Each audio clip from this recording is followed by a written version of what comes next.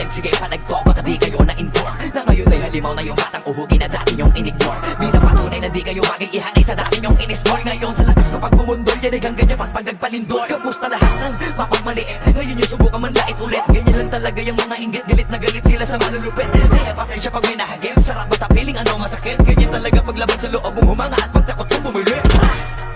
Puta diba napakasakla, ginigiit na wala kong talento pero isa ka sa napalakpak. Sige-sige lang nakakaputak, sa padinig mo ay isalpak. At namahin na naman na awitin hanggang sa ang utak mo'y mabakbak. Ano masarap ba? Nakakatawa ng lahat mga talangka. Pare-pareho na kinahiligan pero ba't naghihila ka pababa? Dahil ba di matanggap na kinayo ko na lahat ng hindi nyo magawa? Parang hinamak nyo lamang ang karagatan na ang gamit ng ibang ka. Ibang ka na yata.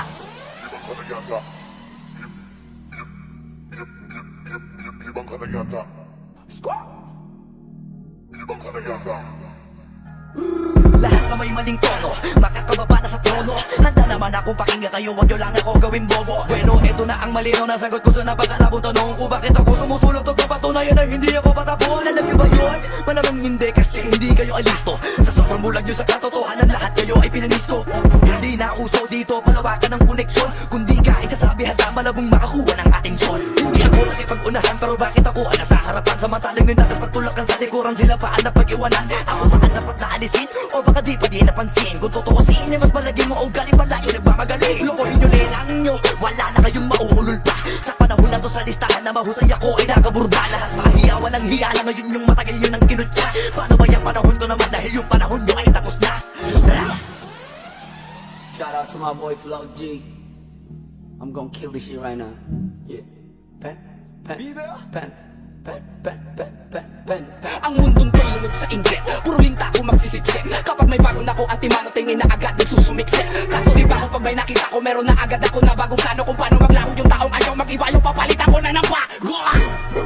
Kakatapos ko lang maturukan, ayoko na makipag-ululan. Gusto ko na kasi yung may kabuluhan. At bukod pa dyan, ayoko na rin makipag-usap kung walang katuturan. Dahil lahat ng bagay na di makakatulong, tagal ko nang tinuldukan. Dapat nila mo na pangalan ko, teka puta pare ba't ang yabang mo? Dapat puta matigas pangarang mo, lalabas ka sa bigat ng barang ko. Alam mo ba kung manupitang banat to? Hindi ka na dito belong.